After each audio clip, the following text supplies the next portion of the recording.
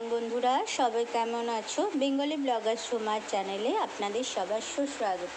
আজ একটা ভালো জিনিস নিয়ে এসে আপনাদের সঙ্গে শেয়ার করব, একটা নতুন রান্না। আমার মনে হয় না এই ধরনের রান্নাটা কেউ খেয়েছে। এটা হচ্ছে ছানা। আমি ঘরে দুধ দিয়েই ছানা কাটিয়ে নিয়েছি। দেখুন ছানাটা খুব সুন্দর সফট, একদম মিশে যাচ্ছে, একদম সফট, খুব সুন্দর। তো ছানার আজকে কোপ্তা করে আমি বানাবো পটল দিয়ে তরকারি। তো এর মধ্যে দিয়ে দেব পেঁয়াজ কেটে একটু জল দিয়ে ধুয়ে নিলাম। আমি একটু জল দিয়ে ধুয়ে নিই পেঁয়াজটা, নানা রকম ভেতরে ওষুধপত্র থাকে, ওই জন্য বলে যে পেঁয়াজ ধুতে নেই, তুলে নাকি ঝাঁঝটা চলে যায়। তো ঠিক আছে, বেশিক্ষণ ধুচ্ছি না, অল্প একটুখানি জল দিয়ে ধুয়ে নিলাম। তো চলো বন্ধুরা, এবার এটাকে একটু বেসন দিয়ে, পেঁয়াজ দিয়ে আর লঙ্কার কুচো দিয়ে আমি মেখে নিই। একটু বেসন দেবো কেন কি, এটাকে বাইন্ডিং করতে হবে। বাইন্ডিং না করলে তো একটা কোপ্তার আকারে আসবে না, তাই না? তো চলো বাইন্ডিংটা করে নিই। পেঁয়াজ কুচি করে কেটে দিলাম, লঙ্কা দিয়েছি কুচি করে কেটে, আর 1 চামচের মতো নুন দিচ্ছি, আর এখানে 1 চামচের মতো হলুদও দিয়ে দিলাম। হলুদটা দিতেও পারো, না দিতে পারো। তো এটাকে চলো ভালো করে মিক্স করে নিই।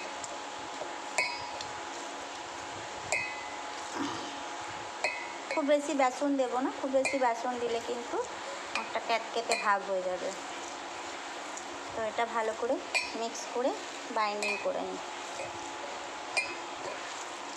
এই ধরনের রান্না আমার মনে হয় না করেছো, ছানার কোপ্তা করে কোপ্তা কারি করেছো, কিন্তু আমি এটা একটু আলাদা রকম করছি। তো আমার মনে হয় না এই ধরনের রান্না তোমরা কেউ খেয়েছো বা করেছো। তো এটা আমার মাথা থেকেই এলো ইউনিক স্টাইল। চলো এটা বানিয়ে তোমাদেরকে দেখাই। এগুলো একটু কোপ্তার আকারে, খুব বেশি বড় নয়, ছোটো ছোটো করে একটু কোপ্তার আকারে করে নেবো। গোলও করতে পারো, আবার চারটাও করতে পারো। আমি একটু প্যারা প্যারা মতন করে নিলাম। দেখো বাইন্ডিংটা কিন্তু খুব সুন্দর হচ্ছে। এরকম যেন ল্যাথপ্যাথে না হয়, একটু টাইট যেন বাইন্ডিংটা থাকে। এরকম প্যারা প্যারা মতন করে করে আমি রেখে দিচ্ছি। খুব সুন্দর হয় এই ছানার কোপ্তাটা করে। যদি তরকারি করতে পারো, আমি শুধু আলু দিয়ে, আমি একটু সবজিটা পছন্দ করি, তাই আমি একটু পটল দিয়ে করছি। তো চলো সবগুলো করে, তেল এদিকে গরম বসিয়ে দিয়েছি। তেল বোধহয় গরম হয়ে এসছে। তো আস্তে আস্তে তেলে এগুলো হালকা হালকা করে ছেড়ে দিই, সাথে সাথে উল্টাতে পারবো না, হালকা হালকা করে ছেড়ে দিই।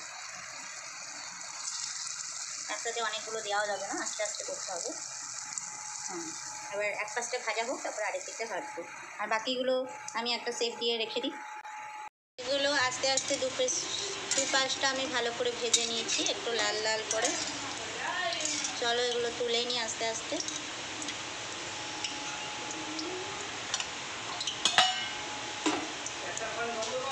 তুলে নিলাম, কোপ্তার আকারে করে ভেজে নিয়ে সব তুলে নিই। খুব বেশি আঁচটা করলাম না, হালকা আঁচেই দিয়েছি।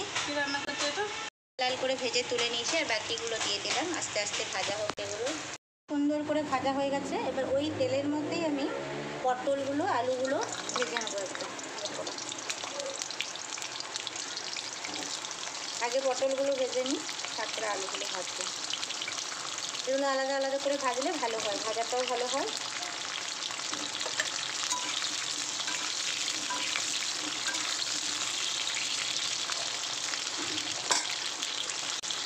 আলু পটল সব ভাজা হয়ে গেছে, আর মিক্সিতে মশলা করে নিয়েছিলাম, এটাও দিয়ে দিলাম।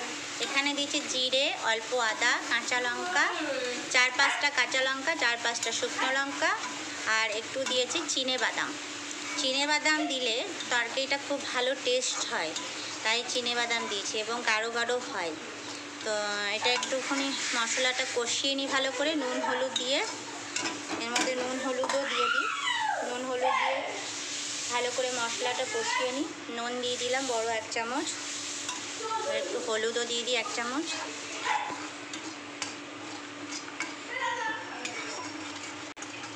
মশলাটা কষানো হয়ে এসছে, এবারে আমি আলু আর পটলটা দিয়ে দিলাম। আলু আর পটল দিয়ে একসাথে আরও একটু মশলাটা কষিয়ে নেব।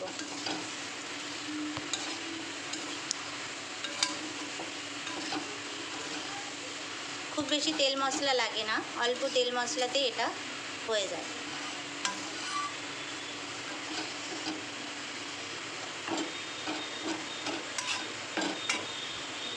গ্যাসটা একটু বাড়িয়ে দিলাম, হাই ফ্লেমে করে দিলাম, হতে থাকুক। মশলাটা ভালো করে কষিয়ে একটু জল ঢেলে দিলাম, একটু ঝোল ঝোল করবো।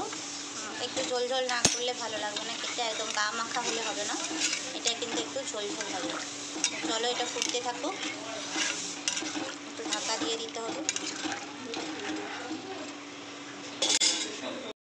সবজিটা একটু ঢাকা দিয়ে দিয়েছিলাম, তো মোটামুটি দেখি হয়ে গেছে বোধ হচ্ছে। যেহেতু একটু ঝোল ঝোল রাখবো।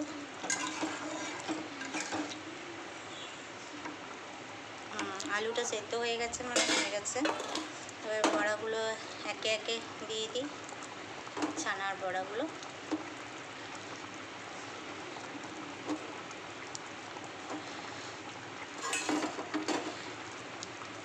তো রেডি আমার কোপ্তা কারি। আর একটুখানি ঢাকা দিয়ে রেখে দিলে ব্যাস হয়ে যাচ্ছে। তো গরম গরম পরিবেশন করে দিচ্ছি এবারে। আর কেমন লাগলো একটু বলবেন বন্ধুরা। কেমন লাগলো আমার রান্নাটা প্লিজ একটু বলবেন বন্ধুরা। আপনারাও একবার করে ট্রাই করে দেখবেন, যদি ভালো লাগে তাহলে অবশ্যই জানাবেন। এইভাবে রান্না করলে পেঁয়াজটা নাও দিতে পারেন, পেঁয়াজটা আমি আজকে একটু দিয়েছি, কারণ আজ আমাদের বৃহস্পতিবার দিনকে নিরামিষ খেতে নেই, তাই অল্প পেঁয়াজ দিলাম। কিন্তু এটা নিরামিষও করা যায়। পেঁয়াজের বদলে ওখানে একটু কালো জিরে দিয়ে দেবেন, তাহলে ভালো লাগবে। কালো জিরে আর কাঁচা লঙ্কা দিয়ে বানাবেন, তাহলে ভালো লাগবে। তো আমার এই ছানার বড়া দিয়ে পটল আলুর ডালনা কেমন লেগেছে প্লিজ একটু শেয়ার করবেন সবাই। একটু ঘি দিয়ে দেবো নামাবার সময় আমি 1 চামচ ঘি দিয়ে দিলাম। ঘি দিয়ে দিলে এটা আর একটু টেস্টি হবে। আর গরম মশলাটা আমি আগেই দিয়ে দিয়েছি। এই গরম মশলাটা দিয়ে তরকারিটা হয়ে গেছে। এবারে একটু হালকা আছে 2 মিনিট ফুটুক, তারপরে নামিয়ে দেবো।